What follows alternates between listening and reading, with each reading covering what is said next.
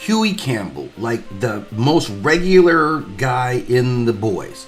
And Mother's Milk once told Butcher that Hughie was his canary in the cave, right? Like he was kind of your barometer to let him know when he was going too far. And this is true because Hughie, he's a little bit more complex character than we actually see on the surface. Now, he is defined by his regularness, your average regular ass dude, nothing special about you, thrown into this hyper violent, very cynical world of superpowers and just like super egos.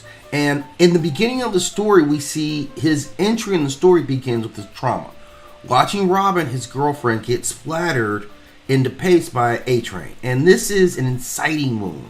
From a psychological perspective, it forces Hughie to confront his own impotence. He can't save her. He can't fight back. And he's initially powerless in every sense of the word. And that powerlessness fuels his anxiety, guilt, and later his obsession with doing the right thing. So again, it's an emotionally fed drive behind him. And we've talked about emotions in a lot of characters, like how emotion drives. His is coming out of a place of that impotence and how it drives him. But it drives him to do all these amazing things. But we do see from a personality standpoint, he latches on to much stronger figures.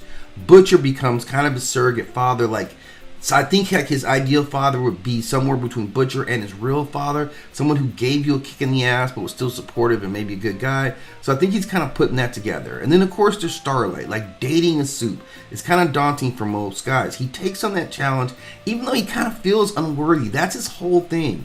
And he has a need for some level of control over Butcher, who gives him his direction. But in Starlight, it's this real affirmation. Like there's a level of purity that kind of radiated around Starlight that we see wasn't really true later. And I think he was also, very attracted to that. But also just being with someone who's so powerful is a way of him validating himself. And he says it right in that bowling scene, alley, when they first date. There's something about her power dynamic that fits really well with him. Probably because he's used to being in positions of being weaker, but weirdly enough, he kind of always wants to see if he can rise to that occasion, and she is 100% validation in that. That's a whole thing, and I'll talk about their relationship. Then within all the stuff that's going on with the boys, because he's still driven by this need for revenge, he's wrestling with becoming a monster. Like he wants revenge, he wants blood, he wants justice. That's all it. But he also clings to his morality and his decency, which is your super ego. Now, when he gets the injection of a temp V, it's symbolic because he's literally kind of given into that other side. He's not retaining his own morals, and his nausea, shame, and secrecy show how like he fears this is corrupting his own identity, and it really is. So, like I mentioned, he repeatedly puts himself in positions where he's powerless and often humiliated. We can remember the scene, the sex scene with the other guy, right? With Ashley. So it's like he's unconsciously recreating those situations. Like a lot of times he takes on these missions that are just way above his pay grade for what he's capable of doing. He has no formal training, right? Not mentally, not physically. He's just a guy who worked at Smart Tech. So he's constantly apologizing and he takes really unnecessary risks. So, from a psychological standpoint, this is a trauma loop. He's trying to rewrite, parts of his past by surviving in situations where he should fail. So there's a lot going on with that. It leads him to make some bad decisions. And he is in identity crisis, like from an existential standpoint.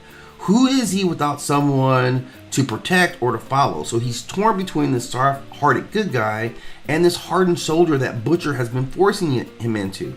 So he has this moral vacillation. He lies to Annie constantly. He has lots of guilt over that. All this stems from his ability to not be able to reconcile his two halves. So he kind of doesn't know if he wants to fully be a savior, a soldier, or just survive it altogether.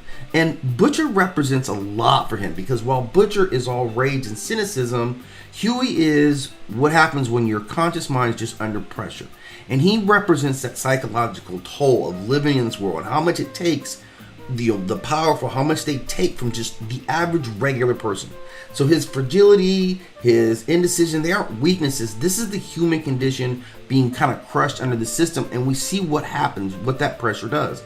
Ultimately, I think we're kind of seeing him fall. I think he's going to come out of it being a lot more what Butcher would want him to be. But ironically, man, it's all the way going back to his original girlfriend, where she was kind of pushing him to be more assertive. So he's got a lot of layers, really like all wrapped around his just like, you know, powerless or fear of being powerless, which goes back to some issues with his mother. But I mean, we go deeper and deeper into Hughie, and I'll talk about some of his particular relationships, particularly with Starlight and with Butcher. But let me know what you think of this like profile of his personality overall.